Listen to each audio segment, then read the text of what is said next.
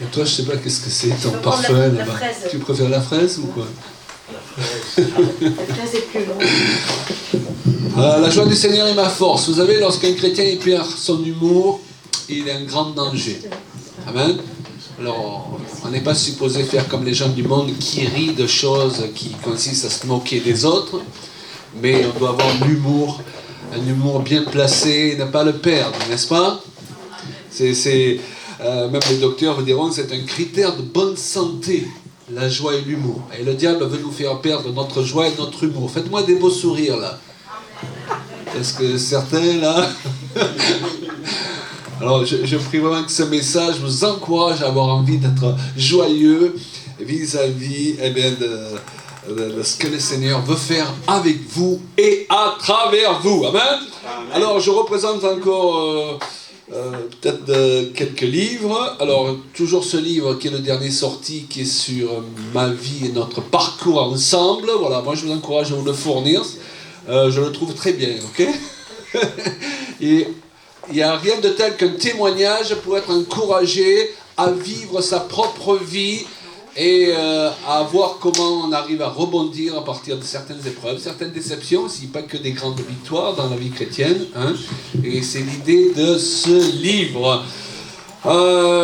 Comprendre le sujet des ministères féminins, il faut répandre cet enseignement parce que, voyez-vous, le problème c'est que le diable, il utilise notre mauvaise compréhension de la parole de Dieu. Lorsqu'on ne remet pas certains passages dans leur contexte, on attribue certains passages à un contexte qui n'est pas le bon. Lorsque l'apôtre Paul y parle, la femme ne peut pas enseigner, déjà le terme en grec, il est beaucoup plus vaste que pas enseigner. Elle parle dans le cadre du couple et il veut simplement dire que la femme ne doit pas essayer d'usurper l'autorité de son mari. Mais il y a un autre verset, parce que ça serait complètement contradictoire, qui dit qu'en Christ, il n'y a ni homme ni femme. Dans ce qui concerne le ministère, la prédication, pourquoi on essaye de distinguer l'homme de la femme, puisque ce même Paul dit qu'il n'y a ni homme ni femme.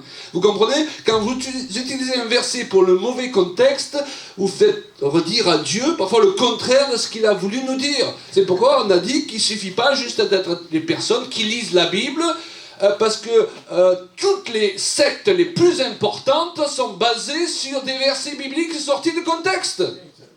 Hey, vous savez, aux États-Unis, il y avait une église comme nous, des gens qui prient en langue, des gens qui sont sauvés. Mais pendant les cultes, comme ce matin, vous savez ce qu'ils font? Ils lâchent des serpents. Et des serpents venimeux. Pourquoi? Parce qu'à un moment donné, un de leurs leaders est tombé sur ce passage qui dit « Ils saisiront des serpents ». Alors, si tu réfléchis un peu, tu comprends comme l'apôtre Paul qui a saisi un serpent à Malte, dans une circonstance particulière, il pouvait s'approprier la protection de Christ, hein, quand on réfléchit. N'est-ce pas?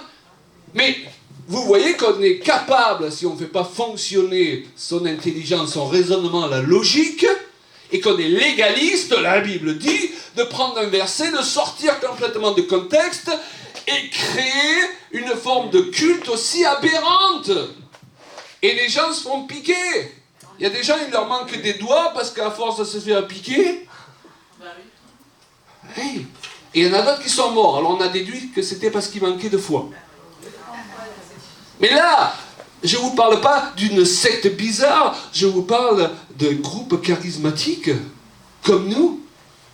Et c'est pour ça que si on n'apprend pas à raisonner, à comprendre le cœur de Dieu, et à faire fonctionner son intelligence, parfois tout simplement, mais on peut vivre des choses absolument aberrantes, qu'on justifie par la Bible. Tu n'es pas à l'abri parce que tu as toutes les traductions de la Bible dans ton iPhone.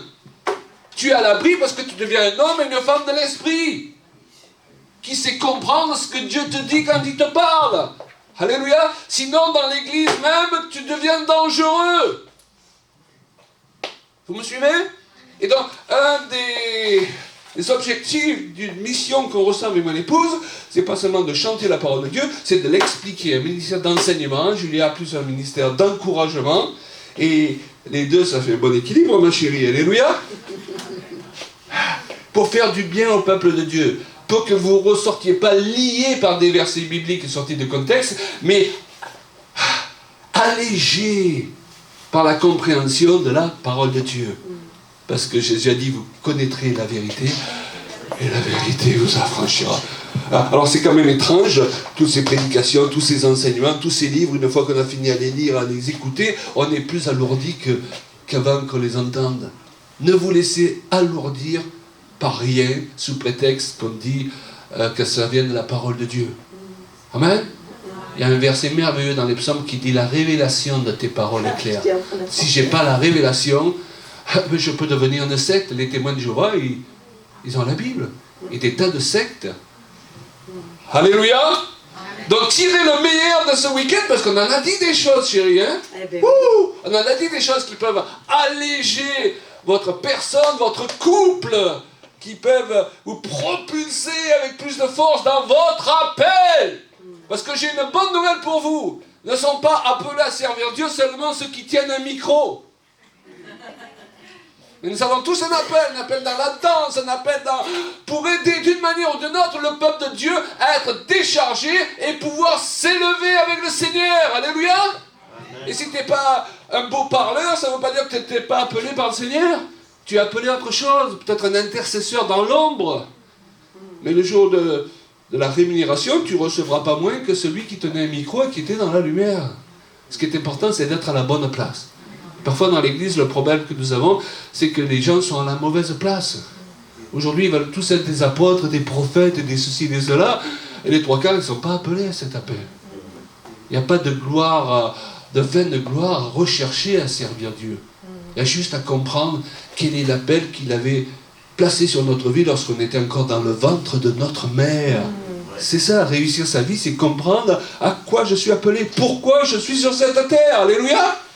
Et quand on sait exactement ce que Dieu attend de nous, on peut y aller avec assurance, avec autorité et avec humilité. Quand on est encore dans le flou, l'ennemi, il veut nous garder confus. C'est un peu comme quand il y a un fort brouillard et on essaie de conduire. Ça nous est arrivé à La Réunion au mois de janvier. D'un coup, on se trouvait dans une tempête. Il pleuvait tellement fort, vous voyez, même pas 50 cm devant la voiture. Après une réunion à 11h du soir, on devait entrer. On disait, est-ce que c'est normal qu'on est le seul sur l'autoroute? Tout le monde avait quitté l'autoroute, on était là, il y a peut-être, et ça soufflait fort, fort. Et quand c'est comme ça, on est un peu dans l'insécurité. Moi, j'étais là avec le GPS. On a pris le fond, Seigneur, trouve-nous une sortie. Mais c'est pourquoi que Dieu, il veut nous ouvrir nos yeux. Comme l'apôtre Paul, il avait vraiment les écailles qui ont tombé de ses yeux et il a vu la vérité.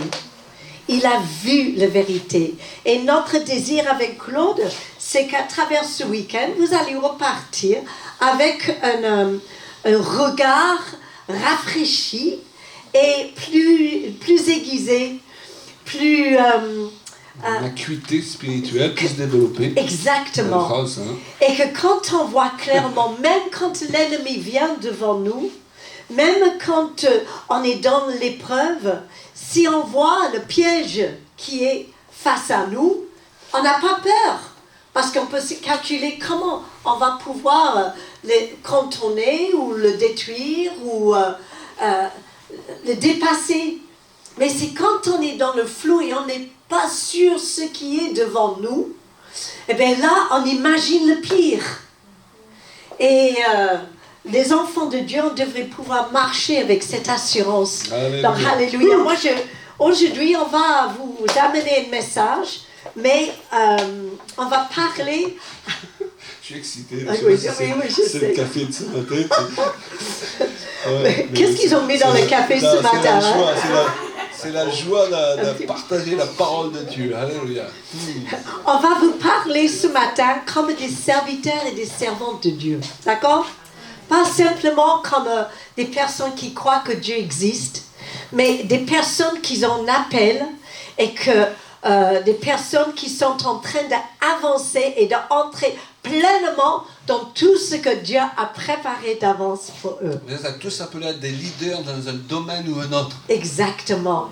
Et ces domaines sont très divers Et comme je trouvais vraiment excellent le passage que Pasteur Paul a lu ce matin, parce que c'est vraiment dans ce fait de travailler ensemble, de trouver sa place dans le corps de Christ. Comme ça, on porte ensemble le fardeau et on n'est pas seul de traîner des choses trop lourdes. On a parlé de ça avant-hier et hier. Et aujourd'hui, on va vraiment parler du fait que Dieu, il prépare une armée qui va se lever pour manifester, alléluia, la présence de Dieu sur la terre dans le temps qui vient. Amen. Amen. Avant de rentrer dans le message, à qui est-ce que je peux offrir comprendre le sujet des ministères féminins? Viens ma soeur. Voilà, il faut réagir vite, vous savez. Et les gens après qui disent « Oh, j'aurais dû lever la main ».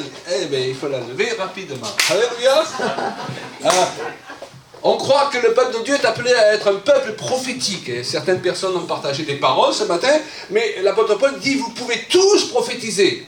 On a du mal à trouver une église évangélique où ils prophétisent tous, vous êtes d'accord? Eh bien, ça veut dire qu'il y a encore du chemin à faire pour que tous on puisse un dimanche matin. Alors si on est 5000, c'est sûr que vaut mieux pas tous prophétiser, hein. Mais un petit groupe comme ça, qui est une majorité de personnes qui prophétisent, qui est une parole, et que tous repartent, dit l'Écriture, avec une parole personnelle. Et là, on s'édifie les uns les autres. Mais il faut faire attention avec le prophétique, parce qu'il y a eu beaucoup d'abus, et c'est pour ça que beaucoup de gens aujourd'hui font attention, parce que beaucoup ont utilisé ce principe pour manipuler les autres. Hein? Mais le diable, ce qu'il fait, c'est pour nous empêcher de devenir prophétiques, il essaye de nous gaver d'un faux prophétique pour qu'on jette le bébé avec l'eau du bain. Et après, plus personne n'ose prophétiser. Ok? Donc il y a un équilibre à trouver, c'est pourquoi j'ai écrit ce livre qui s'appelle « Vous avez dit prophétique ?» Et je cite beaucoup de bonnes choses pour encourager le peuple de Dieu à prophétiser, mais beaucoup d'abus dans lesquels il ne faut pas tomber aussi avec des exemples précis. À qui je peux l'offrir? Voilà, ma sœur là, hop là, ce sont des brochures volantes en plus. Voilà, donc on a des CD, un avenir en espérance, oui. Qui a besoin d'un avenir en espérance? Mon frère là, viens en courant. Voilà. Alors, c'est à prendre le matin avec le café. C'est des volants aussi. Pardon. Voilà. Et puis la sœur avec les lunettes de Nantes là, viens ma sœur, il y a un autre CD qui s'appelle « Conduis-moi ». Le Seigneur veut nous conduire sur le rocher que nous ne pouvons atteindre par nous-mêmes. Sois béni. Elle est venue de loin, cette sœur. Alléluia. Tu repars au moins avec un CD. Alléluia. Gloire à Dieu. Voilà. Alors, la levée d'une grande armée, vous croyez qu'il se lève une grande armée avant le retour du Seigneur? Est-ce qu'on peut, je peux entendre un cri? Ils sont là. Ben, ils sont là. La levée d'une grande armée qui va précéder le retour de Christ et l'enlèvement de son Église ne va pas se faire sans la levée d'une nouvelle catégorie, je dirais, d'enfants de Dieu et de leaders. Amen. Amen. Par nouvelle catégorie, je ne veux pas dire que tous les anciens leaders vont être classés comme des has-been. Hein. Sinon, nous, on serait les premiers à être des has-been. Hein. Non, mais c'est ceux qui se renouvellent avec la marche. Voilà. C'est ceux qui sont encore prêts de sauter dès qu'on voit l'Esprit de Dieu qui agit. On se dit présent, alléluia. On ne reste pas dans une nostalgie de ce qu'on a vécu il y a 50 ans. Alléluia. Amen. Parce que le meilleur est devant. Alors on fait allusion ici, comme le dit Julia, à ceux qui vont capter les mouvements de l'Esprit pour ces temps et se laisser renouveler par lui. Amen. D'ailleurs, qu'ils soient d'une génération passée ou d'une génération présente, hein, qu'ils soient jeunes ou vieux, la Bible dit jeunes et vieux se réjouiront ensemble. Donc, quel que soit votre âge, il y a de l'espoir pour vous, les amis. Hey, hey. Amen. Et on le dit souvent avec Julia, on est passé par certaines choses et la maladie il y a quelque temps, mais si nous sommes encore là, si vous êtes encore là, et pour plusieurs d'entre nous, la soixantaine passée, c'est pas pour faire du tourisme. C'est parce que Dieu a quelque chose. Et je ne sais pas pour vous, mais moi je ne veux pas rater ce que Dieu a pour moi. Ça ne veut pas dire qu'on ne va pas prendre des vacances, hein? Mais ça veut dire qu'on a une mentalité où on est branché tout le temps au Seigneur et de dire je suis prêt à relever le prochain défi. Voilà. Et cette catégorie d'enfants de Dieu, de chrétiens, de leaders vont se caractériser par plusieurs choses et on veut partager avec vous ce matin plusieurs points. qui doivent devenir des évidences dans notre vie. Le premier de ces points, c'est le désintéressement. Amen. Quelqu'un qui veut bénir le peuple de Dieu, il doit être désintéressé. Il ne doit pas venir pour l'argent, il ne doit pas venir pour ce qu'il peut recevoir de la part des autres. Il vient pour bénir. Alléluia. Je parlais dernièrement avec un homme de Dieu que j'aime beaucoup. Il me disait, tu sais, j'ai côtoyé certains milieux aux États-Unis et waouh. Et dans ces milieux, lorsque les serviteurs descendaient de l'estrade, leur sujet qui revenait sans arrêt, c'était l'argent, l'argent, l'argent. Comment faire plus d'offrandes, comment... Et il y a un problème là. Il y a des motivations qui sont à l'envers. Ça ne veut pas dire qu'on est coincé avec l'argent, comme le disait hier. Moi, je vous dirais, plus il y a dans la corbeille, plus on est heureux. Alléluia. On n'est pas maso non plus. Mais on n'est pas là pour ça. Et notre source reste Dieu. Nous, il nous arrive de voyager et d'aller dans des endroits où les gens n'ont pas les moyens et on peut y aller quand même. On ne va pas choisir les grandes églises pour avoir les grandes offrandes. Mais on sait que Dieu pourvoira de toute façon d'une manière ou d'une autre. Amen. Et il est important d'avoir les motivations à la bonne place. C'est le Seigneur qui est notre source. C'est le Seigneur qui est votre source. Et vous devez ne pas s'inquiéter si vous lui faites confiance. Il va vous donner ce qu'il faut, mais il va vous donner aussi la sagesse de gérer ce que vous avez. Il va vous donner la sagesse de bien viser l'avenir. Il va vous donner des amis, des personnes autour de vous pour vous aider à gérer parfois mieux. Parce que ça aussi, c'est une importance. C'est la sagesse de Dieu. Deuxième point. Deuxième point. Ce peuple qui se lève, il va se caractériser par son intégrité. Ah, ça c'est un mot intéressant. On n'entend plus parler de ce mot intègre. Vous avez remarqué à la télé ou dans les films, un homme intègre. Oui, d'ailleurs, à la télévision, même dans les débats, dès que quelqu'un prononce le mot moral, il se fait incendier de tous les côtés. Oh, mais on n'est moralité. plus là aujourd'hui. C'est ça. Mais c'est la vérité, on n'est plus là, malheureusement. Oui, mais nous, on veut être là où il faut être. Alléluia. Avec les valeurs qu'il faut avoir pour servir Dieu. Parce qu'on peut les perdre en tant que chrétien, on peut les perdre en tant que serviteur de Dieu. On peut bien démarrer et mal finir. Alléluia. Comme plusieurs des caractères de l'Écriture. Mais leur exemple nous a été donné pour qu'on fasse attention à nous-mêmes. Il y a tout un peuple de Dieu qui a besoin d'être rassuré d'ailleurs aujourd'hui, à cause de tous les abus d'autorité qui ont eu lieu en son sein, tous les abus d'offrande et toutes ces choses-là.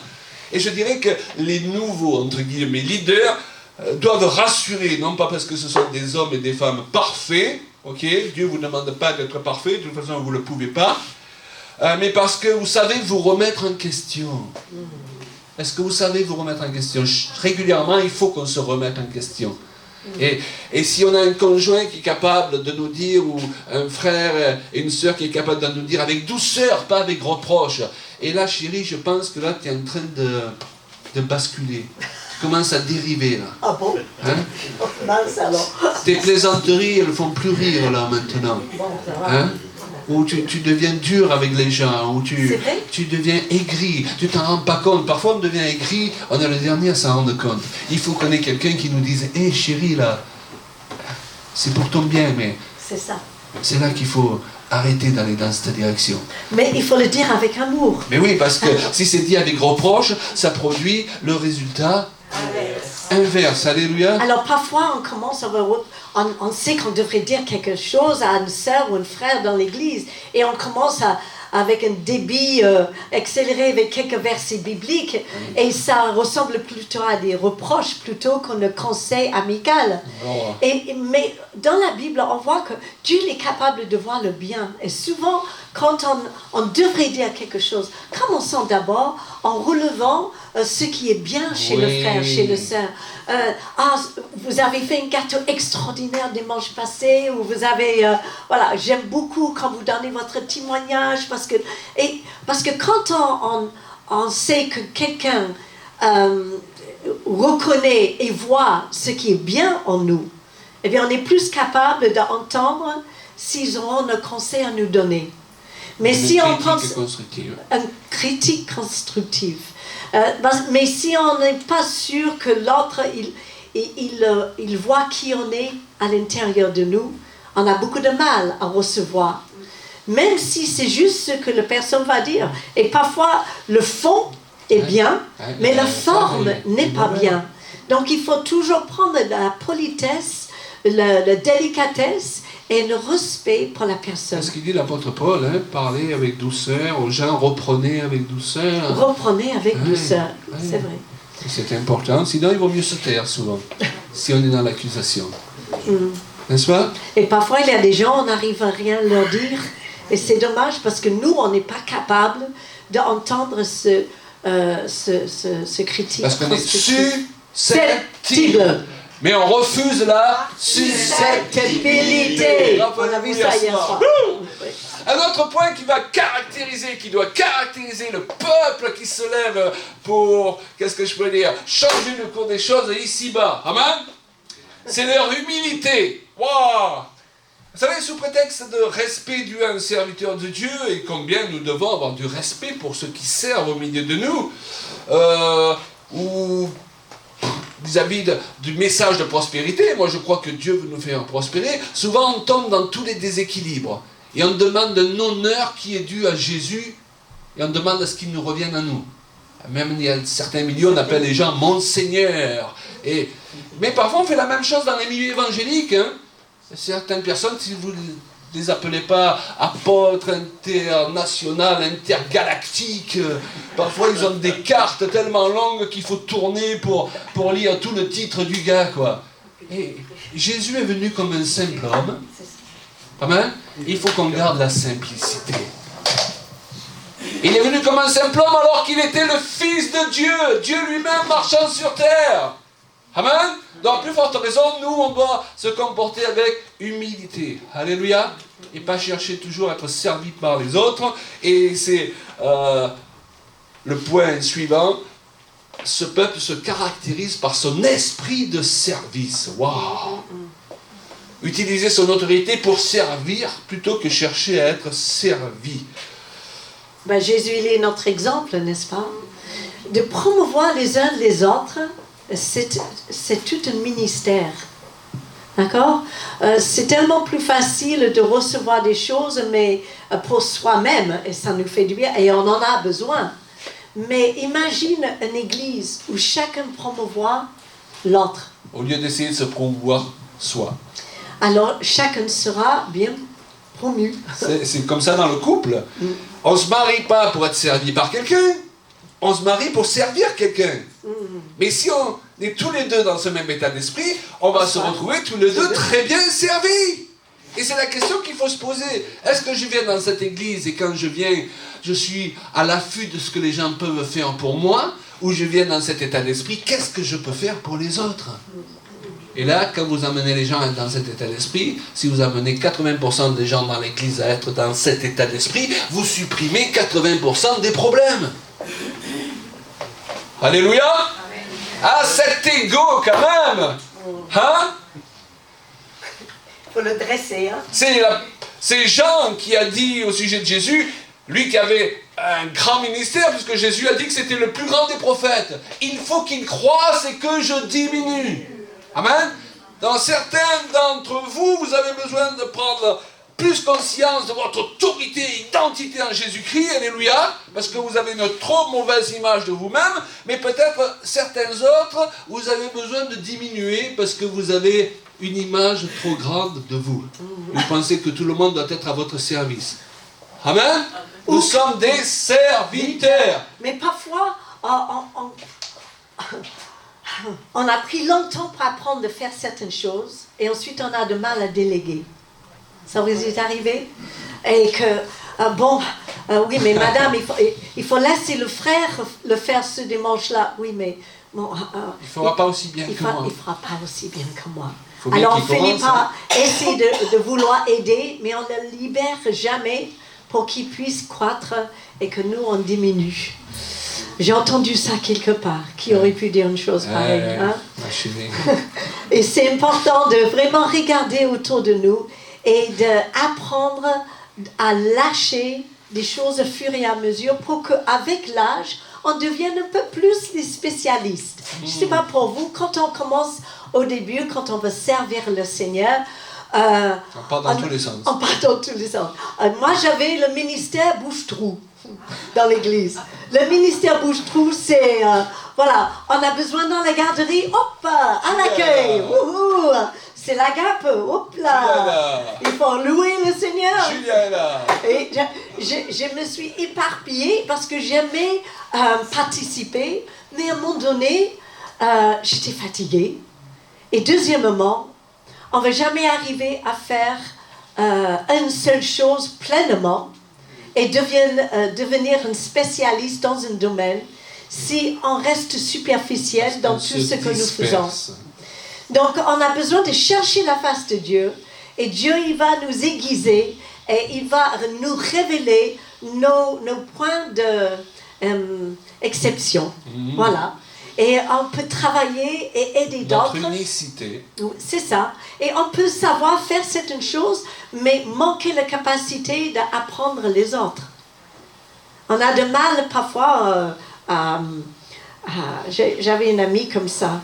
Je voulais qu'il me montre comment jouer les guitares. J'ai longtemps de ça. Et il jouait très très bien, mais il était incapable à transmettre ce qu'il savait. Donc, c'est une très bonne prière, une bonne note à marquer. Seigneur, aide-moi d'apprendre comment transmettre. Parce que parfois, des églises, après des années, ils vieillissent. Hein? L'âge moyen commence à... Et les gens sont toujours entre eux et ils n'ont pas su recevoir, accueillir la jeunesse, de rester jeune d'esprit, même si le corps vieillit. Et finalement, l'Église, ils deviennent un peu... c'est un bon mot, mais c'est... Et ils vivent sur des souvenirs des grandes époques. Nous, on a vécu des choses géniales. Et on aime bien parler des choses qu'on a vécues quand on était jeune dans le ministère. Mais moi, je ne suis pas très nostalgique. Je ne veux pas être nostalgique. Je veux vivre pleinement aujourd'hui.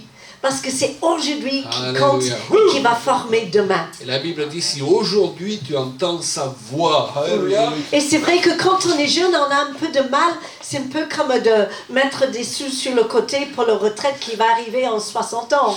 On a de mal à imaginer ce que ça va faire.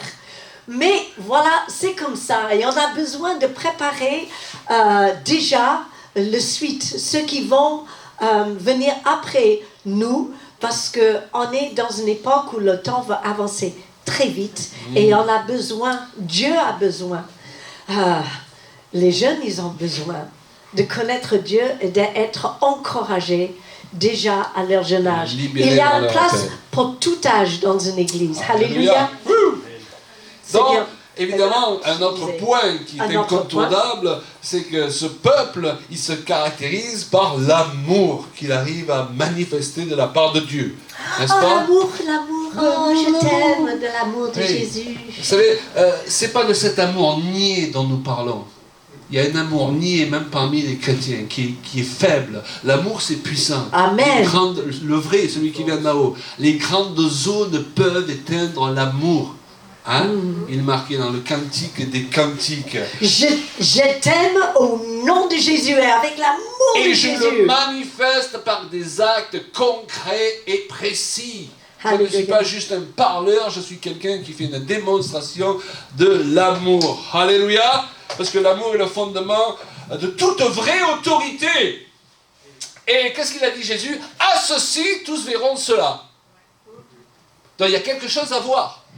À ceci, tous verront que vous êtes mes disciples. Il n'a pas dit aux belles paroles, aux choses qu'ils pourront voir.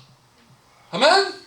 Mais ça nous pose une question parce que moi je connais des tas de non-convertis, c'est des bons pères, c'est des bons maris, c'est des gens qui ont une certaine morale. Oui. Et quand j'étais pasteur, j'avais beaucoup de membres dans mon église qui étaient beaucoup moins sanctifiés que ces non-chrétiens.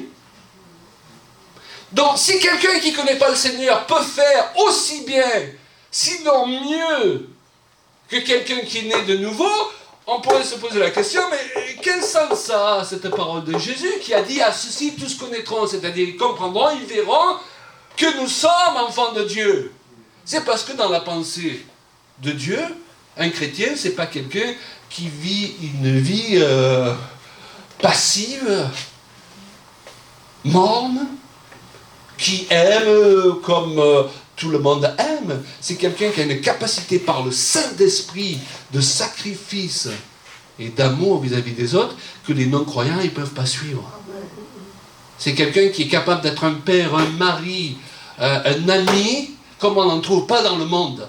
Et aujourd'hui, ça, on ne le voit pas dans l'Église pour l'instant. C'est pour ça que l'Église, elle ne va pas être enlevée. Il va falloir qu'elle devienne glorieuse. Il va falloir qu'un peuple se lève qui fait une démonstration de toutes ses qualités.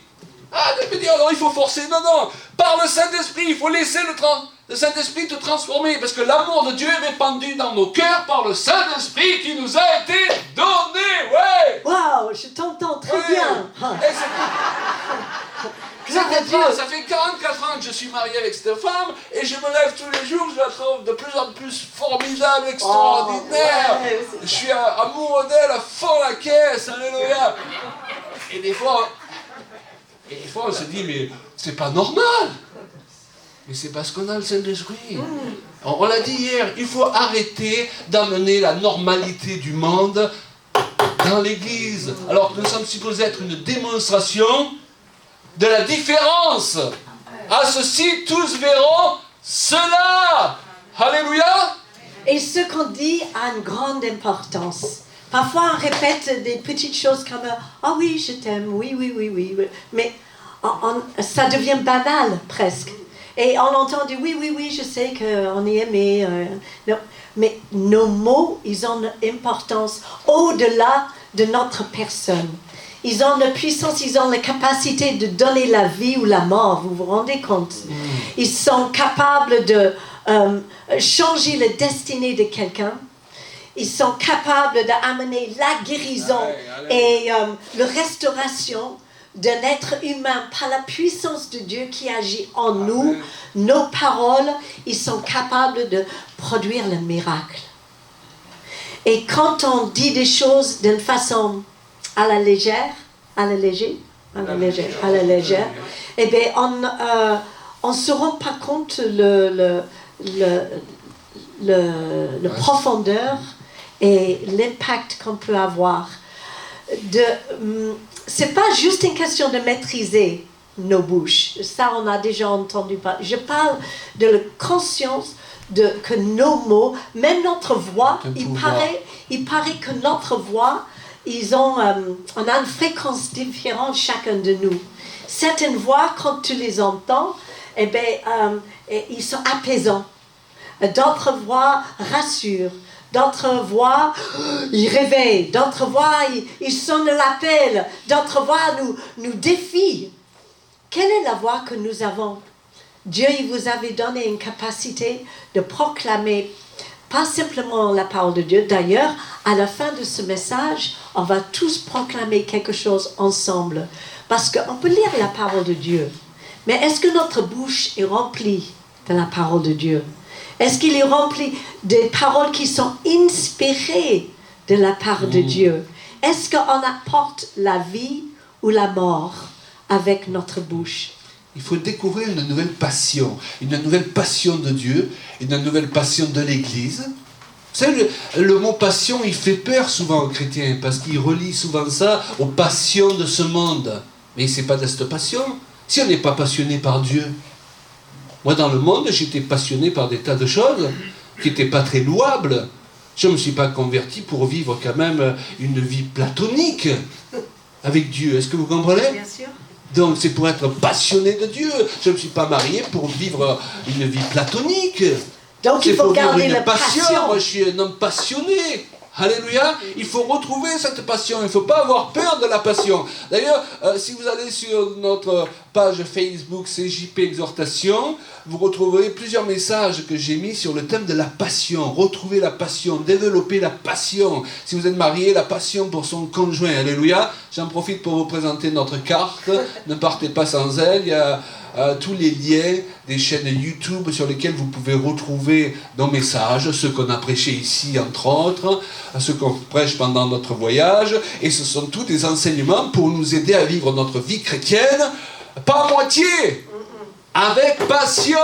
De garder la passion intacte. Alléluia. Et ça, c'est quelque chose qu'on peut faire tout le long de notre vie. À chaque saison de notre vie, on a certaines passions quand on est jeune, qui sont assez égoïstes d'ailleurs. La maman, je veux de sucette. On est obsédé par certaines choses. Ensuite, on commence à s'ouvrir vers le monde et les choses, on découvre ce qu'on est capable à faire.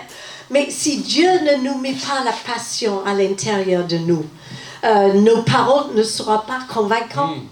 Hein? Et que quand on vit, même il y a des amitiés, quand on travaille avec quelqu'un aussi passionné que nous, pour une œuvre que Dieu va nous mettre à cœur. Le faire aiguise le faire. Que ça soit l'évangélisation, ou que ça soit d'entourer, ou d'aider, ou de faire du counseling, ou des choses comme ça. Quand on a une équipe qui est aussi passionnée que nous, c'est absolument génial. Mais quand on est le seul qui a la vision et on a le sentiment de tirer, et dire, ah non mais j'arrête parce que j'ai l'impression que voilà, les autres ils n'ont pas la même faveur, ils n'ont pas le même feu.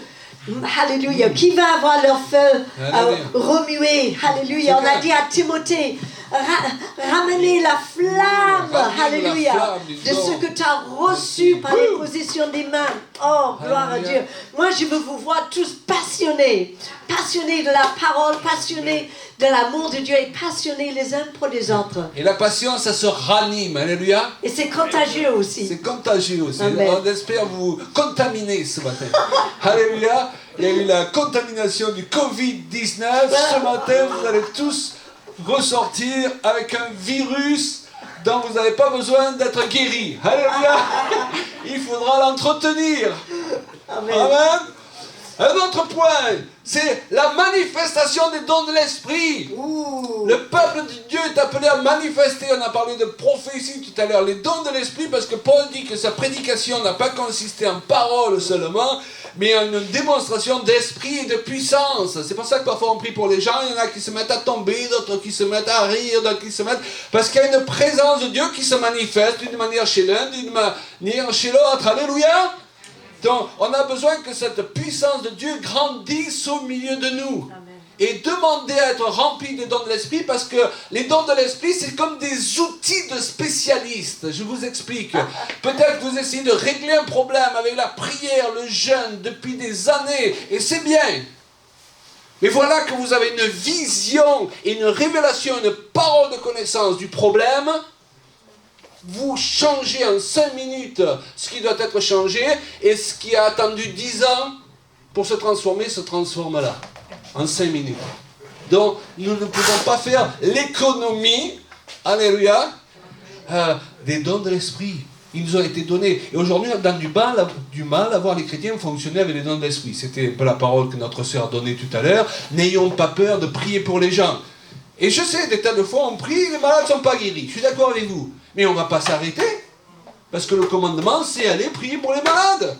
Et c'est John Wimber, qui a été à l'origine des églises Vineyard, qui expliquait que quand ils ont démarré, ils voulaient juste obéir à ce commandement, prier pour les malades. Mais les malades n'étaient pas guéris. Et non seulement ils n'étaient pas guéris, des tas de son équipe qui priaient pour les gens, ils attrapaient des maladies des gens pour qui ils priaient. Parce que le diable, il veut te décourager sur le chemin. Et qu'est-ce qu'ils ont fait? Ils ont persévéré. Et à un moment donné, ça a basculé.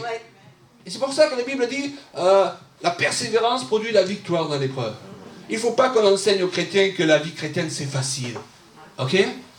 C'est pas pour les gens qui recherchent la vie facile. C'est pour les gens qui ont décidé d'aller jusqu'au bout contre vent et marée. Parce que quand tu te lèves, le diable, il se lève aussi.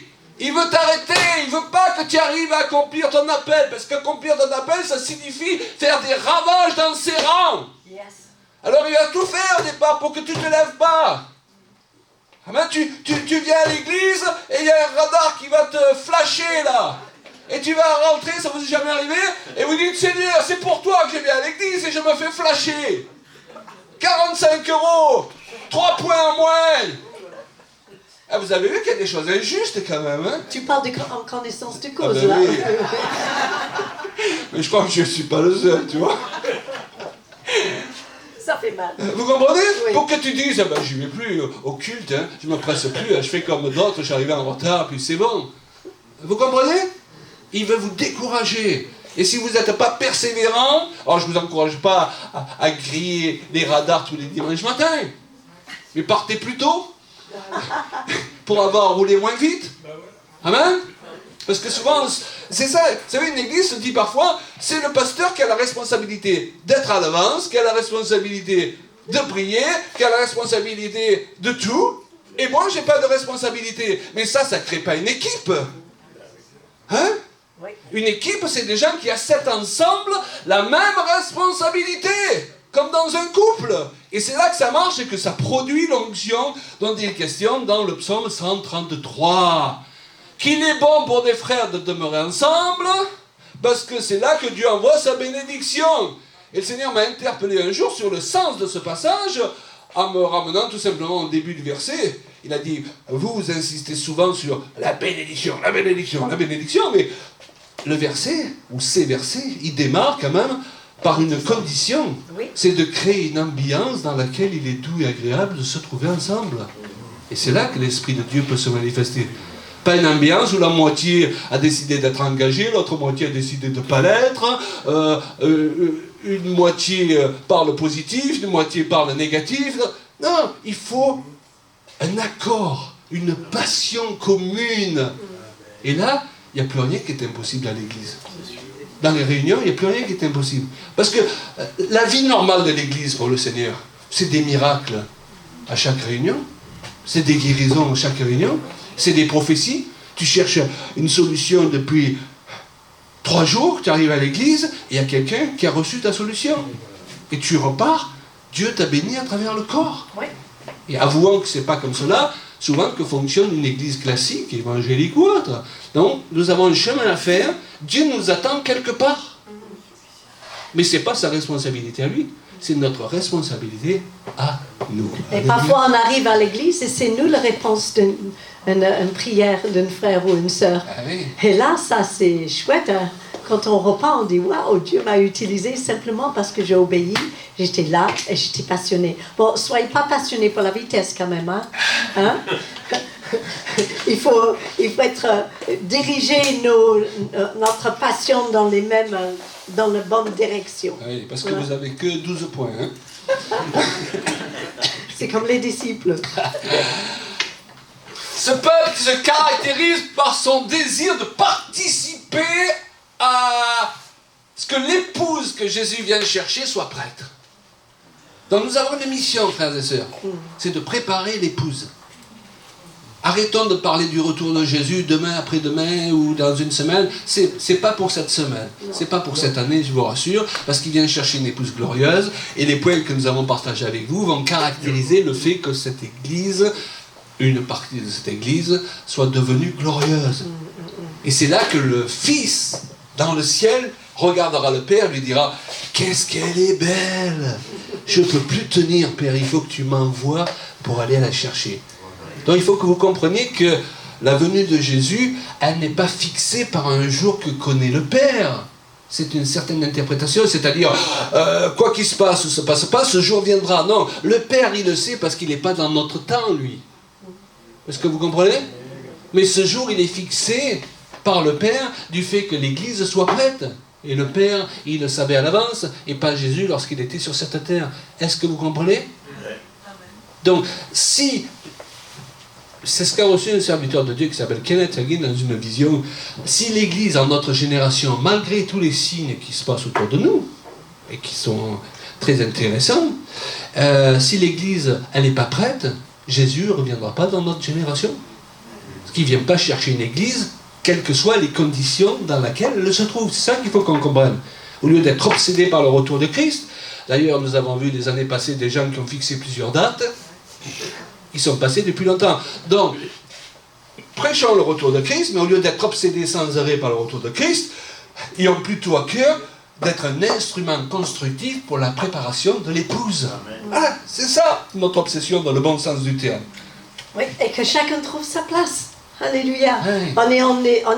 On a devant nous une perspective glorieuse. Oui. Même si le monde autour de nous est en train de partir en miettes, eh bien, l'Église il est en train de se rassembler, de coaguler, de devenir quelque chose qu'on n'a jamais vécu dans notre vie. Et il y a un réveil qui se lève. Je me rappelle vraiment le Seigneur qui m'a parlé des jeunes gens et que pendant le Covid, qu'il y a beaucoup de jeunes personnes qui, certaines, ils ont cherché ils ont fait, on dit, de binging sur Netflix pendant leur mois de confinement. Ils ont vu des séries et jusqu'à leurs yeux étaient écarlates. Et je ne sais pas ce que ça les a vraiment aidés dans la croissance de leur personne, mais il y a d'autres qui ont décidé de chercher le Seigneur. Et qu'il y a des appels qui étaient vraiment libérés pendant ces moments de maladie, de Covid, d'isolation, de solitude pour certains. Et qu'il y a ceux qui ont cherché la face de Dieu, ceux qui ont ouvert la parole de Dieu, ceux qui ont cherché même sur Internet, mais ce personnage Jésus, c'était qui? Et parfois les gens ils disent mais il a tellement de bêtises sur le net, je ne vais pas. Mais les gens ils vont chercher. Il y a 40 ans, quand on faisait d'évangélisation dans la rue avec mon mari, on était sur le coin de la rue avec nos guitares, nos pancartes et nos prospectus. Vous vous rappelez de cette époque? Mais aujourd'hui ça ne marche plus. Aujourd'hui des gens ils veulent dans le privacy de leur chambre, ils vont aller sur l'internet, ils vont faire des recherches parce qu'ils veulent comprendre. Je connais des gens, ils ont trouvé le Seigneur et c'est pourquoi c'est important d'avoir des enseignements équilibrés sur la net, d'avoir des choses modernes et des façons de communiquer la gloire de Dieu, le message de l'évangile, le salut, pour que quand les gens ils cherchent, ils vont tomber dessus, ils vont se convertir. Et ce que je disais, c'est que le Seigneur m'a vraiment révélé qu'il y a des jeunes gens. Il y a vraiment des jeunes gens qui ont cherché et qui vont se lever. Et on va les voir. Mais il faut les accueillir. Il faut le reconnaître. Il faut savoir transmettre. Mon mari et moi, on est dans une époque maintenant de notre vie, on est vraiment concernés par ce désir de transmettre pour aider, pour fortifier. On espère que c'est ça ce qu'on fait ce week-end. Mais il y a beaucoup de jeunes couples qui n'ont pas eu un arrière-plan favorable. Et c'est l'Église, on devrait dire qu'on est présent. Alléluia. Qu'on peut accueillir, mais juste aider, bienveillant, de ne pas les étouffer, mais d'être là chaque fois qu'ils ont besoin et de pouvoir donner une réponse, une direction, un conseil pour les aider à grandir pour l'appel qui reste sur... Tu as vu des jeunes pousses dans la vision intérieure. J'ai vu des jeunes pousses. Effectivement, le Seigneur m'a donné une vision et je voyais une terre brûlée comme sur le pan d'un volcan. Et c'était tellement noir, c'était dévasté. Un peu ce qu'on a ressenti au début de cette Covid-19. On voyait toutes les personnes âgées qui mouraient, qui partaient. Et c'est comme si l'ennemi voulait effacer la mémoire de nos familles, de notre héritage. Et que c'était vraiment néfaste. Et le Seigneur il m'a montré ce terrain et j'ai dit, waouh! Qu'est-ce qu'on va faire après ça? Comment l'Église va survivre une chose comme ça? On ne peut plus se réunir ni rien. Et le Seigneur m'a dit, mais regarde Julia. Et j'ai regardé, je ne voyais pas grand-chose. Mets-toi à genoux. Et le fait que je me suis mis à genoux là, de près, je voyais, quand on voit de près, on voyait qu'il y avait des petites pousses vertes qui poussait entre les pierres brûlées. Et le Seigneur, il a dit, la vie est là. Elle va revenir. Encore plus fort. Elle va revenir, mais attention, n'essaie pas de reprendre comme avant. Parce qu'on n'est plus avant. Aujourd'hui, le chapitre de l'Église dans lequel nous sommes et qu'on fait partie est un chapitre nouveau. Et on a besoin d'être sûr de qui on est, sûr de notre destinée, sûr de notre position dans l'Église et notre appel. Et on va voir plein de jeunes personnes, vous allez les voir, ils vont arriver de plus en plus. Et ils vont avoir besoin d'être entourés, fortifiés, parce que 1 sur 2, ils sortent des familles détruites. Et l'Église, ils devaient pouvoir trouver les pères, les mères, les frères, les sœurs, les grands-parents, ici dans l'Église, pour que leur côté affectif soit comblé, guéri de la part de Jésus. Et ils peuvent devenir des hommes et des femmes faits, comme on dit, des hommes et des femmes mûrs pour pouvoir amener cet réveil. L'Église, c'est pas que des réunions, c'est un vécu, ok? Les uns avec les autres. C'est une famille, c'est une communauté. Raconte aussi ce qui s'est passé justement lorsque tu as eu cette vision. Notre fille Elisa, qui était enceinte, je l'avais partagée et elle m'a dit, mais maman, est-ce que tu sais comment je vais appeler ma fille? J'étais enceinte encore. Elle dit, on a choisi le nom Chloé. Et Chloé, une des définitions, c'est petite pouce. Je disais, oh, gloire à Dieu. Et c'est la promesse de l'avenir. Mais je crois qu'il faut qu'on agisse rapidement et qu'on se met vraiment, au travail d'une façon efficace, rapidement. C'est plus le temps d'attendre peut-être un jour, je vais servir le Seigneur en faisant quelque chose de flou.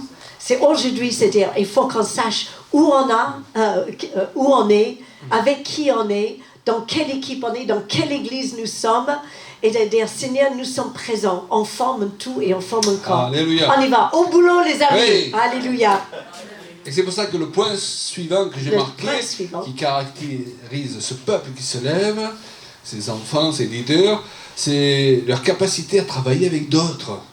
Aucun ministère ne va sauver le monde ou son pays tout seul, les amis. La recherche d'une vaine gloire personnelle n'est plus d'actualité. Zorro, t'es arrivé. Les serviteurs de Dieu, vengeurs solitaires. C'est fini. Dieu, il a toléré ça pendant un moment, mais c'est plus pour maintenant. Maintenant, c'est des équipes qui sont supposées travailler ensemble dans la complémentarité au service les uns des autres. C'est pas des gens qui font le combat des chefs. Parce que plusieurs églises, elles coulent parce que c'est le combat des chefs. Au lieu d'être les gens qui cherchent à être humbles et se servir les uns des autres. Le combat des clochers. Hein? C'est un corps qui fonctionne en harmonie. C'est à un corps qui fonctionne en harmonie que Dieu a donné son autorité. C'est pas un chrétien juste solitaire. Nous avons tous une autorité, c'est vrai, mais je l'ai dit hier soir, il y a des choses qu'on n'arrivera pas à régler seul. Il y a des bouchons, on a jeûné, on a prié, on a lié, on a délié, on a coupé, on a redécoupé. On s'en est pas débarrassé parce qu'on a besoin que quelqu'un nous apporte la pièce du puzzle qui nous manque. Exact. Et Dieu nous force ainsi à avoir besoin des autres. Amen. Amen. Amen. Amen. Ouh. La justesse doctrinale, c'est important aussi. Mais c'est pas parce qu'on a la justesse doctrinale qu'on doit juger ceux qui ne voient pas les choses comme nous. Amen. On peut aimer les gens, ne pas être d'accord avec eux, et les bénir, et rester en paix avec eux. Mais nous, on va tout faire pour avoir une justesse doctrinale. Alléluia. Croire les bonnes choses. Mais on l'a dit tout à l'heure, il y a un choix. Est-ce que je crois que les femmes peuvent enseigner ou je crois qu'elles ne peuvent pas enseigner? Selon le choix que je fais, ça va être important. Si je fais le choix que non, je vais être un instrument inconsciemment entre les mains de l'adversaire pour briser la destinée de milliers de femmes. Donc il faut quand même apporter de l'importance à la justesse doctrinale et aux choses que je choisis de croire et aux choses que je choisis de ne pas croire, parce que justement, que ce soit sur Internet ou autre, on est assailli de toutes sortes d'enseignements, le bon, merci Seigneur, mais le mauvais aussi. Hein, Internet, tu l'as dit, merci Seigneur, mais ne remplacez pas l'église et la communion des saints par Internet. On est d'accord. Là aussi, on peut tomber dans n'importe quel déséquilibre en utilisant ce que Dieu nous donne pour nous bénir de la mauvaise façon, et ça finit par se retourner contre nous et nous maudire.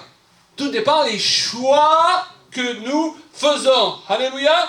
Et il faut être sûr de ce qu'on croit. Parce que quand on n'est pas sûr dans notre identité, tant que chrétien et la famille avec laquelle on fait partie, eh bien on va avoir peur des autres. Et le Seigneur, il nous demande de ne plus avoir peur de quoi que ce soit, mais de pouvoir avancer avec assurance. Et quand on est sûr de ce qu'on croit et de la bonne doctrine qu'on fait partie, on peut y aller avoir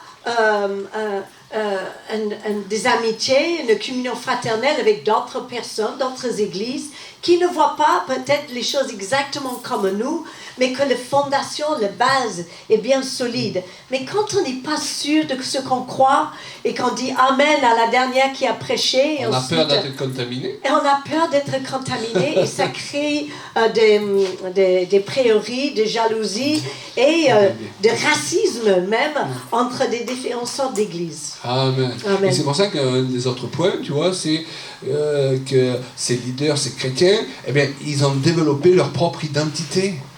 Parce qu'on n'a pas envie de suivre quelqu'un qui n'est que la photocopie de notre. Dieu n'aime pas les photocopies. Il aime les originaux. Nous avons créé unique. N'essayez pas d'être Claude ou Julia Payan. Vous ne serez jamais un aussi bon Claude Payan que moi. Ok? Soyez vous-même, découvrez qui vous êtes. Vous n'avez rien de moins que moi parce que nous avons tous été créés uniques. Amen. Simplement, il y a certains qui ont découvert quelle est leur identité et d'autres pas encore. Ok?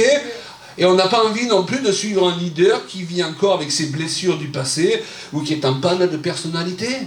Même s'il ne faut pas le culte de la personnalité, on a envie de voir des gens qui ont affermi leur personnalité en Christ. Un minimum. On est bien d'accord? C'est pas ça le culte de la personnalité. Alléluia. Parce que nous avons tous reçu le don de l'identité. Ouais. Quand on pense aux apôtres, ils avaient chacun un caractère bien trempé. Amen. Ils n'étaient pas parfaits. Il y a Jean, il y a Pierre, et chacun pouvait se laisser aller à un déséquilibre. Parce que votre don peut être aussi, si vous ne le gérez pas intelligemment, votre sujet de destruction. Votre don peut devenir votre défaut, si vous le laissez être déséquilibré. Exact. Ok? Tu peux être quelqu'un du caractère, c'est super d'avoir du caractère, ouais, quand tu dis non, c'est non, quand tu dis oui, c'est oui, mais dans le déséquilibre, tu deviens quelqu'un de coléreux. Vous voyez? Tu peux être quelqu'un de paisible, alléluia, et certains ont reçu le don de paix, Julia a reçu le don de joie naturelle, ok?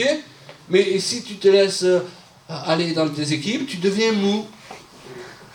Dans chacun de nous, on est tenté par l'adversaire, de faire que notre don devienne notre occasion de chute. Et donc il faut le gérer intelligemment avec l'aide du Saint-Esprit. Et le besoin de travailler ensemble les uns avec les autres. Ensemble, on est plus fort. Ensemble, on arrive à faire tellement plus que quand on est seul. Et je crois que l'Église n'est pas faite des individus isolés, mais elle est faite d'un peuple qui est inclusif dans leur tête, dans leur cœur et dans l'esprit. Alléluia. Et quand vous pensez que vous n'avez plus besoin des autres, vous êtes sérieusement en danger. Alléluia. C'est vrai. Dernier point. Ils ont répondu à l'appel de leur destinée. Wow. On peut faire wow. Oui, lui, ça va. Oui, lui, elle en fait. Hein, les autres, ils ont fait un petit effort. Alléluia. Éphésiens 2:10, Dieu a préparé pour chacun de nous, pas pour une élite, pour chacun de nous, répétez pour moi, chacun de nous, des œuvres d'avance afin que nous les pratiquions. Réussir sa vie, c'est pas essayer d'être apôtre, prophète ou descendre tous les jours dans les rues ou faire du porte-à-porte. Si j'y suis appelé, oui, alléluia, mais si j'y suis pas appelé, ce qui bénit l'un va détruire l'autre. C'est rentrer dans les œuvres, comprendre quelles sont les œuvres que Dieu a préparées d'avance. Avec mon épouse, si on vous prêche avec tant d'enthousiasme, c'est qu'on se lève le matin, on sait qu'on est dans l'appel que Dieu nous a adressé. On est à la bonne place, en train de faire les bonnes choses, entouré de la bonne personne et des bonnes personnes ce matin, alléluia, et ça donne de l'assurance. Quand tu doutes toujours, ben, tu n'as pas l'assurance. Donc, Et on peut parler de Dieu à plusieurs manières. Le prêche, c'est très important. Claude, il a vraiment le don du verbe, on va dire ça. Il sait écrire. Moi, je ne suis pas totalement comme ça. Moi, je suis plus dans la tchatch ou l'exaltation. Mais aussi, j'ai un côté artistique. Et Dieu, il parle aussi à travers des arts. Il parle à travers la danse. Il peut travailler à travers chacun de vous.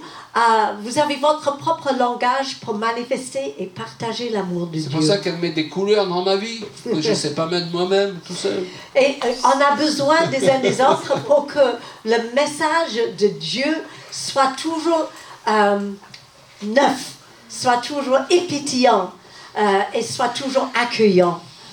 Voilà, donc mettez votre vie, vos dons, ne vous sous-estime pas.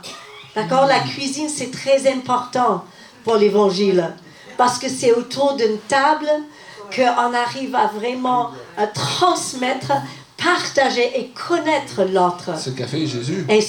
J'allais le dire. Et c'est ça ce que Jésus... Je crois que c'était vraiment des moments privilégiés quand il se trouvait avec ses amis. Gloire à Dieu. Autour d'une table avec un bon repas. Donc vous êtes tous invités à aller manger chez Monique ce soir, ok? Voilà. Non, mais par contre, à la Gap, après le culte. C'est une fausse prophétie, Monique, ne t'inquiète pas. Alors on conclut. Vous savez, à mon âge, la soixantaine passée, mon frère il était déjà mort, ma mère et mon grand-père également. Tant de gens n'ont même pas atteint la cinquantaine. Et il y a une voix au fond de moi qui me dit: qu'est-ce que tu vas faire de ce temps qui t'a été donné par rapport à tous ces gens? Vous n'avez pas cette voix? Une fois qui vous dit: qu'est-ce que tu vas faire maintenant de ta vie, puisque toi tu es encore là et tu as vu tous ces gens partir du Covid, des gens partir du cancer, et on a eu des amis qui sont partis, des amis chers, des pasteurs. Donc il y a une voix au fond de nous qui dit: si tu es encore là, c'est pour faire quoi? C'est pour faire quelque chose. C'est pour faire quelque chose. C'est pour que ta vie serve à quelque chose. Quelque chose d'important. C'est pas pour que tu cherches les défauts de tous les gens dans l'église, tu as autre chose à faire. Ok? Parce que la prix est élevée. Et puis tant de leaders dans ce monde, avant d'atteindre même cet âge, 50 ans, ils ont eu le temps de faire beaucoup de mal. Tant d'hommes et de femmes de renom sont devenus fameux parce qu'ils ont vécu pour eux et non pour Dieu et pour les autres. Et avant qu'ils atteignent même mon âge aujourd'hui, leur âme leur avait déjà été redemandée. John Lennon était déjà mort assassiné. Napoléon, bien qu'il a fait aussi de bonnes choses, il avait déjà sacrifié la vie de milliers et de milliers d'hommes en quelques heures sur les champs de bataille. Alexandre le Grand, à 33 ans, il avait conquis la moitié du monde, mais il était d'une cruauté incroyable. Il était capable de crucifier 3000 personnes dans une journée parce qu'ils n'avaient pas accepté de se soumettre à lui. Beaucoup de gens ont fait beaucoup de mal, ont utilisé leur autorité pour faire beaucoup de mal. Nous, il faut qu'on ait des hommes et des femmes qui se lèvent pour faire beaucoup de bien sur cette terre. Est-ce que vous comprenez? Amen.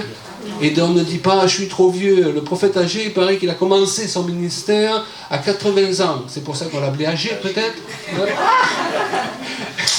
Mais ce que je veux dire par là, c'est que Dieu, il a dit: bon, avant tu n'étais pas prêt, maintenant tu es prêt, on ne va pas regarder que tu as 80 ans, on va t'utiliser à fond la caisse. Il a été tellement bien utilisé que son livre se trouve dans le canon biblique. Amen. Donc, ni jamais trop jeune, ni jamais trop vieux. Alléluia. Si un pécheur peut faire beaucoup de mal, à plus forte raison, des justes peuvent faire beaucoup de bien. Jésus et les apôtres en sont la démonstration. Jésus, eh bien, en 3 ans et demi de ministère, il en a fait. Alléluia. Et la Bible dit que si on devait écrire tout ce qu'il a fait, on n'a qu'une partie infime racontée dans les évangiles. Wow, ça prendrait pour contenir tous les livres. Donc, utilisez le temps qui vous reste. Utilisez le temps qui vous reste. Demandez à Dieu de vous utiliser à plein rendement. Pas dans l'activisme. L'activisme, c'est quand on essaie de faire des choses auxquelles on n'est pas obligatoirement appelé, donc on s'épuise à les faire. Mais dans les choses auxquelles on est appelé, il y aura toujours une grâce de Dieu pour nous aider à ne pas s'épuiser sur le chemin, est-ce que vous comprenez? Parce que c'est notre appel, c'est notre onction. On fera des choses que d'autres font, eux ils s'épuisent, nous on ne s'épuisera pas pendant la marche, parce qu'on sera renouvelé par l'onction qui est la nôtre. Et le plus mauvais calcul qu'on puisse faire dans la vie, c'est d'essayer d'avoir l'onction de nôtre. La personnalité de notre, de refaire un autre alors qu'on n'est pas appelé à faire comme lui. Et ce qui le bénit lui va le briser. N'essayez pas, si vous êtes mariés, d'avoir notre équilibre de couple. C'est le nôtre, il marche pour nous, il ne marchera pas pour vous. Trouvez votre propre équilibre devant Dieu. Alléluia. Amen, amen. Vous avez besoin de refaire personne parce que il y a quelque chose d'unique qui est préparé pour vous par le Seigneur. Ne perdons pas les années qui sont devant nous. Vous êtes en mission. Vous avez un mandat. Et si vous n'êtes pas sûr quel est ce mandat, demandez à Dieu. Il va vous révéler l'œuvre et les choses précises que vous devrez mettre votre énergie, votre temps, pour devenir avec l'âge des spécialistes. Comme je disais, quand on est jeune, on peut essayer plein de choses. Quand on dépasse 50 ans, 60 ans, eh bien, il faudrait qu'on sache un petit peu qui on est et ce qu'on fait et de pouvoir reconnaître dans ça, je suis bon. Alors, je vais aller dans ce sens-là. Et ça, c'est pas terrible. J'arrive à être moyen, mais il y en a plein d'autres qui sont mieux que moi. Je vais me consacrer dans les choses que Dieu m'a préparées d'avance. Et on va être vraiment solidement ancré dans l'amour de Dieu. On ne va pas avoir peur parce que Dieu est avec nous. Vous le savez? Alléluia. Et si Dieu est avec nous, qui sera contre nous? Il est notre rocher, il est notre forteresse, il est notre assurance, il est notre Dieu. Alléluia. Et si Dieu est avec nous, qui va être contre nous? Alléluia. Amen. Et Amen. en vieillissant, façon de parler, en avançant en âge, eh bien, on doit avoir aussi plus de discernement. Et voir venir de loin les gens qui ne vont pas nous faire du bien si on s'associe avec eux aussi. Et parfois les chrétiens, et parfois les serviteurs de Dieu qui vont abuser de nous. Il ne faut pas qu'on reproduise les mêmes erreurs, qu'on se refasse avoir sans arrêt par les mêmes personnes. On grandit en maturité, on s'affermit dans notre propre identité. Et là, on peut suivre ce commandement de Jésus, que ton oui soit oui, que ton non soit non. Oh, tu m'as donné cette parole, ok, mais je ne le sens pas, donc je ne la reçois pas. Ah oui, mais c'est le Seigneur. Si c'était le Seigneur, ça confirmerait ce qu'il a mis dans mon cœur. Mais quand tu n'es pas assuré dans ton identité, quelqu'un te dit n'importe quoi de la part de Dieu et tu pars. Et ça brise ta vie. Alléluia, ce que nous faisons, nous terminons, ne le faisons pas maintenant de nos vies et du ministère que Dieu nous a confié. De toute façon, sera scellé pour l'éternité, ma chérie. Wow. On peut faire ça avec quelqu'un à côté de vous? Allez. Alléluia, faites ça avec quelqu'un. Amen, amen, amen. Yes. Alléluia. Vous n'êtes pas simplement des croyants, vous êtes des serviteurs et des servantes de Dieu. Alléluia. Merci, vous Seigneur. valez mieux que ça. Alléluia. Alléluia. Vous valez mieux que les soucis, vous laissez prendre les soucis de la vie. Vous valez mieux pour certains que passer votre vie avec quelqu'un qui ne vous aime pas, qui ne vous sert pas, qui ne vous fait pas du bien. Alléluia. Donc c'est le temps pour dire, je vais être pleinement utilisé par le Seigneur dans ces temps. Je vais racheter le temps. Et certains d'entre nous, on a l'impression d'avoir perdu du temps. Il y a des gens qui ont cette impression d'avoir perdu du temps. C'est pas grave. On n'est pas là pour vous faire sentir mal. Moi, à un moment donné, je sentais que même dans mon ministère, j'avais perdu 10 ans sur le temps de Dieu, okay? Sur l'agenda que Dieu avait prévu. Mais à un moment donné, il m'a dit, t'inquiète pas. Il y a cette parole de l'apôtre Paul, racheter le temps. Je peux te faire racheter le temps, l'espace d'une réunion, tu peux gagner 10 ans. C'est un prêtre un jour. On était dans une réunion, on était orateur, il y avait beaucoup de catholiques.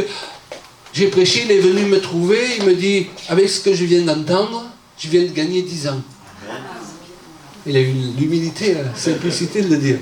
Tu peux gagner 10 ans parce que d'un coup, tu entends des choses que tu n'avais pas compris, que tu n'avais pas réalisé. Et l'Esprit de Dieu, il va te travailler pendant toute la semaine et tu vas faire un bond en avant énorme parce que vous connaîtrez la vérité et la vérité vous affranchira. On se lève, on lève nos mains avant que Julia fasse une dernière déclaration. Et on bénit Dieu. On se met à son écoute. S'il a des directives personnelles à nous donner à chacun, peut-être il va défiler devant nous des images, peut-être des souvenirs vont remonter à la surface, peut-être on va avoir une vision mentale, peut-être une conviction, peut-être on va avoir un sentiment d'une paix qui descend sur nous. Peut-être c'est déjà fait pour plusieurs. Cette paix est déjà descendue sur vous pendant que nous prions. Comme la Bible dit dans les Actes, le Saint-Esprit descendit sur ceux qui écoutaient Pierre parler. Alléluia. Donc le Saint-Esprit n'est pas limité dans ses manières de nous visiter. Nous prions vraiment pour que vous soyez fortifiés par ce séminaire, que vous vous rappeliez de ce week-end, non pas à cause de Claude et Julia Payan, mais à cause de la parole de Dieu qui se sera frayé un chemin dans votre vie pour vous aider, vous alléger, vous fortifier, vous affermir et augmenter votre autorité en Jésus-Christ face à ce monde. Au nom de Jésus. Amen. Alléluia. Alors, je vais vous demander de rester debout. Je vais mettre des paroles derrière moi. Et c'est un passage de la parole de Dieu. Et on voulait vraiment terminer ce message avec une déclaration. Et quand on proclame quelque chose, c'est encore mieux que juste de réfléchir, de lire quelque chose dans la tête. On est en train de parler à nous-mêmes parce qu'on s'entend. Donc c'est un peu c'est en stéréo. Mais pas seulement ça, le Seigneur nous entend, mais l'ennemi aussi. Et il y a certaines choses que l'ennemi a besoin d'entendre de notre bouche régulièrement. Alors, est-ce que vous arrivez à le lire? Oui. Oui, c'est bon? Alors, je vais mettre une petite musique et vous allez le dire avec moi. Vous allez mettre le premier texte. On descend cela. Yes. L'Éternel est mon rocher. On y va? Vous pouvez passer la musique? Go. Go! Yes! L'Éternel est mon rocher, ma forteresse, mon libérateur. Il est mon Dieu, le roc solide, où je me réfugie à l'abri du danger. Il est mon bouclier et la force qui me sauve, ma citadelle et mon refuge. Ô puissant sauveur, mon salut est en toi. Tu m'as franchi et me libères du violent. On recommence. L'Éternel est mon rocher, ma forteresse, mon libérateur plus fort. Il est mon Dieu, le roc solide, où je me réfugie à l'abri du danger. Suivant. Il est mon bouclier et la force qui me sauve, ma citadelle et mon refuge. Ô puissant sauveur, mon salut est en toi. Tu m'as franchi et me libères du violent. Ok, on va donner des mains. Seigneur, viens. Merci pour ta protection. Nous avons besoin de toi. Encore. Et je m'écris, loué soit l'Éternel. Et je suis délivré de tous mes ennemis. Encore. Je m'écris, loué soit l'Éternel. Et je suis délivré de tous mes ennemis. Je te consacre ma vie. Je te demande de venir dans mon cœur. Merci pour la parole. Merci Seigneur pour tous les promesses que tu nous as données. Merci parce que tu es toujours là. On recommence. L'Éternel est mon rocher, ma forteresse, mon libérateur. Il est mon Dieu, le roc solide, où je me réfugie à l'abri de danger. Mon bouclier et la force qui me sauve, ma citadelle et mon refuge. Ô puissant sauveur, mon salut est en toi. Tu m'as franchi et me libères du violent. Et je m'écris, loué soit l'Éternel. Amen. J'aimerais vous encourager, trouvez un passage dans la parole de Dieu. Apprendre ce passage par cœur. Parce qu'il va venir comme comme une arme dans les moments importants. Mais aussi, vous allez pouvoir les proclamer sur toi-même, sur vous, sur votre famille, et aussi le proclamer face au danger et face à l'ennemi qui rôde toujours. Alors, loué soit l'Éternel. Amen. Amen. Voilà.